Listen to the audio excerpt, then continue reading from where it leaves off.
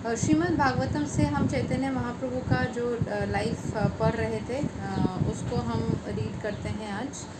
ठीक है, हमने कहाँ तक रीड किया था?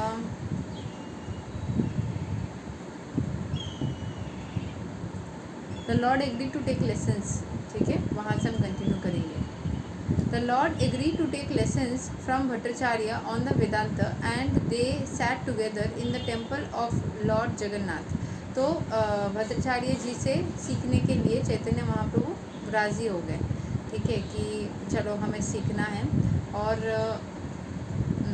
भट्टाचार्य जी से वो सीखने के लिए वेदांत के बारे में लॉर्ड जगन्नाथ जी के मंदिर में जाके बैठ गए।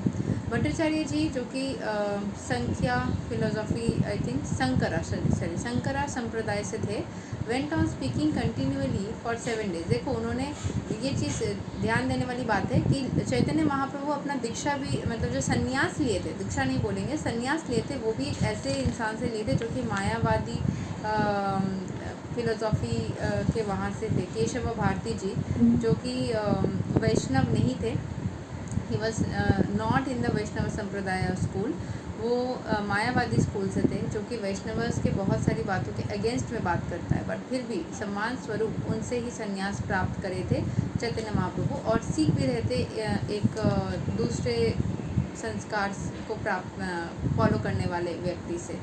सो ये इससे हमें क्या सीख मिलती है कि हमें सबकी इक्वल रिस्पेक्ट करनी चाहिए, सबसे सीखना चाहिए, सबसे कुछ ना कुछ सीखने लायक है। The Bhattacharya went on speaking continually for 7 days and the Lord heard him with all attention and did not interrupt. The Lord's silence raised some doubts in Bhattacharya's heart and he asked the Lord how it was that he did not ask anything or comment on his explanations of Vedanta।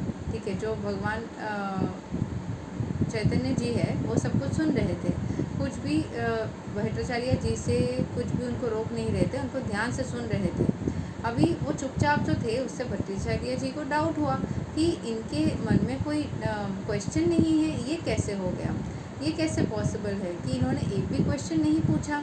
ठीक है, तो वेदांत के बारे में कोई comment नहीं किया, कुछ नहीं पूछा। The Lord posed himself before Bhattacharya as a foolish student. वो चुपचाप से सुन रहे थे जैसे उनको कुछ नहीं पता। And pretended that he heard the Vedanta from him because the Bhattacharya felt that this was the duty of a सन्यासी। भट्टाचार्य जी से वो सुन रहे थे क्योंकि भट्टाचार्य जी को लग रहा था कि सन्यासी का दायित्व है या फिर ड्यूटी है कि दूसरे यंग सन्यासी को सिखाया जाए, और इसी दायित्व का बोध को अच्छा फील करवाने के लिए चैतन्य महाप्रभु सुन रहे थे। But the Lord did not agree with his lectures. But उनके जो लेक्चर्स थे उस बात से वो एग्री नहीं कर रहे थे। बस उनके सम्मान, जैसे हम बहुत बार होते हैं ना, हम जिसकी बातों से एग्री नहीं करते बस उसको सुना देते हैं 10 बातें, या फिर हम थोड़ा मिसबिहेव कर देते हैं बहुत बार। लेकिन चैतन्य महाप्रभु से सीखना चाहिए कि उन्होंने कैसे जिसके लेक्चर्स से एग्री नहीं किया बट फिर भी उनको कुछ नहीं रोका टोका, ताकि उनका सम्मान कुछ ना बिगड़ जाए। सम्मान लोगों का करना बहुत इम्पोर्टेंट है। By this the Lord indicated that the so-called Vedantists among the Sankara Sampradaya or any other Sampradaya who do not follow the instructions of Srila Vyasadeva are mechanical students of the Vedanta। तो इससे मतलब lord by this the lord indicated, lord Chaitanya क्या indicate किया कि जो भी वेदांतिस्ट है शंकरा संप्रदाय के अंदर या कोई भी संप्रदाय के अंदर who do not follow the instructions of Shrila Vaishnav, जो वैष्णव के इंस्ट्रक्शंस को फॉलो नहीं करते हैं, वो मैकेनिकल स्टूडेंट्स हैं वेदांत के। They are not fully aware of the great knowledge, वो नॉलेज के बारे में सही से अवेयर है ही नहीं। The explanation of the Vedanta sutra is given by the author himself in the text of Shrimad Bhagavatam. Vedanta के बारे में श्रीमद् भागवतम के अंदर उनके ऑथर ने एक्सप्लेन किया है। I think author in the sense यहाँ पे इनको ही बोला जा रहा है, जो कि मतलब भगवद गीता को जिन्होंने कंपाइल किया है, बट ये तो कृष्ण भगवान ही हैं इनके मेन वक्ता। ओके, द एक्सप्लेनेशन, अच्छा श्रीमद् भागवतम बोला, okay sorry by the explanation of the Vedanta, Vyasadev ji ने लिखा था Shrimad Bhagavatam. One who has no knowledge of the Bhagavatam will hardly be able to know that what the Vedanta says। जिसने भागवतम नहीं पढ़ा उसको आजकल की दुनिया में पता ही नहीं है कि वेदांत में क्या लिखा है। The Bhattacharya being a vastly learned man could follow the Lord's sarcastic remarks on the popular Vedantis. तो भट्टाचार्य जी जो थे वो एक लर्नड मैन थे, तो वो समझ पा रहे थे जो कि लॉर्ड चैतन्य जो sarcastic remarks कर रहे थे उनके ऊपर. He therefore asked him why he did not ask about any point which he could not follow. जो कि बातें वो समझ नहीं पा रहा था उन चैतन्य महाप्रभु, उनके बारे में उन्होंने क्यों नहीं पूछा. The Bhattacharya could understand the purpose of his dead silence for the days he heard him. This showed clearly that the Lord has something else in the mind. Thus the Bhattacharya requested him to disclose his mind. तो उनको लगा कि कुछ तो यहाँ पे है बात जो ये छिपा रहा है, मुझे जानना पड़ेगा. तो उन्होंने पूछा कि क्या बात है आपके माइंड में. Upon this the Lord spoke as follows. My dear sir, I can understand the meaning of the sutras like Janamadaya Asya Yata Shastra Yoni Vat and Yat Athato Brahma Jignasa of the Vedanta Sutra. But when you explain them in your own way, it becomes difficult for me to follow them.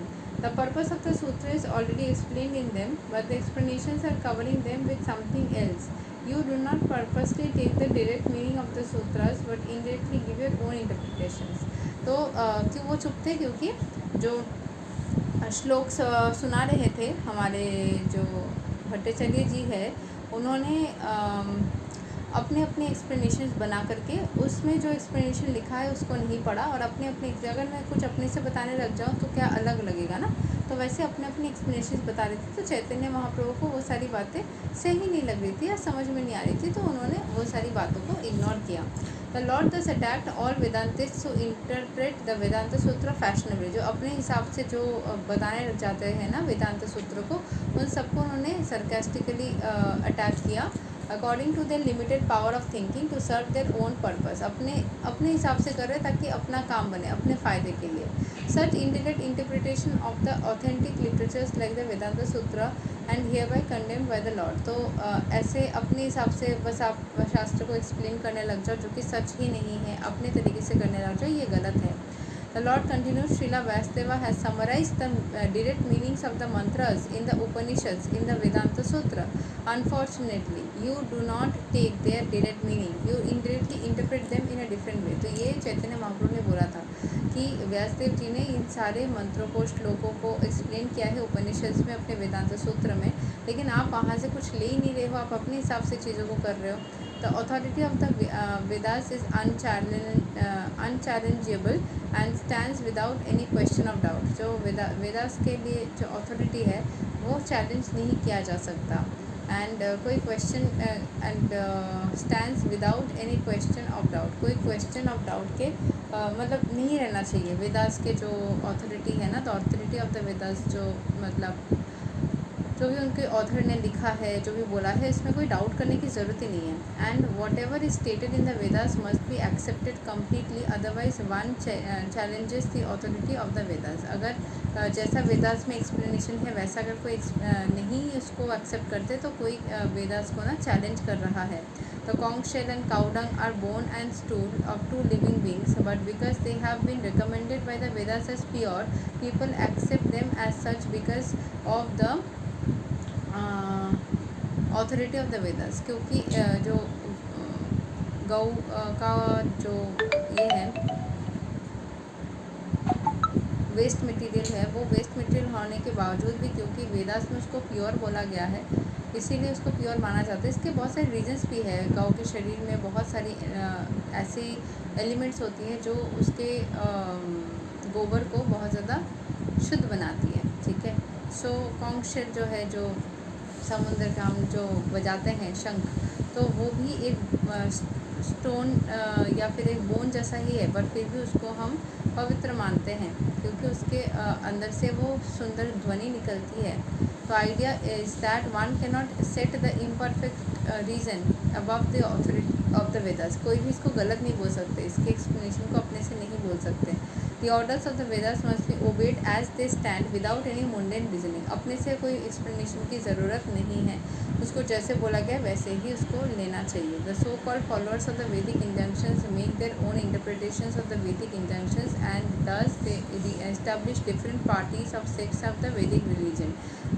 Vedic religion को अलग अलग party, अलग अलग sect यानी part parts में divide हो जाती है, अपने अपने एक्सप्लेनेशंस के कारण ये सारे लोग विभाजित हो जाते हैं, बट इसकी कोई ज़रूरत नहीं है। Lord Buddha directly denied the authority of the Vedas and he established his own religion. Buddha ji ने वेदा को एक्सेप्ट नहीं किया और उन्होंने अपना ओन रिलीजन बनाया। Only for this reason the Buddhist religion was not accepted by the strict followers of the Vedas. जो वेद को मानते थे वो बुद्धिस्ट रिलीजन को नहीं एक्सेप्ट कर पाए। But those who are so called followers of the Vedas are more harmful than the Buddhist. The Buddhist have the courage to deny the Vedas. Buddhist at least बोल सकते हैं कि हमको वेदास फॉलो नहीं करना है, बट जो इन बिटवीन है, इसको भी मानते हैं उसको भी मानते हैं, वो थोड़े मतलब गड़बड़ हो जाएगा उस वजह से। The Buddhist have the courage to deny the Vedas directly, but the so called followers of the Vedas have no courage to deny the Vedas, although indirectly they disobey all the injunctions of the Vedas. Vedas को वो गलत नहीं बोल सकते, but Vedas को पढ़ के भी उसकी चीज़ों को नहीं मानते हैं। Lord Chaitanya condemn this. Lord Chaitanya बोले ये मत करो, या तो तुम इस तरफ रहो या किसी और तरफ जाओ, बट एक चीज़ के अंदर रह करके उसको नहीं मानूंगा ऐसा मत करो। जो एग्जाम्पल्स लॉर्ड ने दिया था वहाँ से हम कल पढ़ेंगे। श्लोक नंबर पेज नंबर 19 के यहाँ से हम कंटिन्यू करेंगे। ये थोड़ा सा लंबा है, ऑब्वियसली 36 पेजेस के हम पेज 19 तक सिर्फ आए हैं, तो अभी भी 16-17 पेजेस है, उसके बाद ये कंप्लीट हो जाएगा। आज के लिए यही तक। Thank you so much. Hare Krishna, Radhe Radhe, जय श्री राम।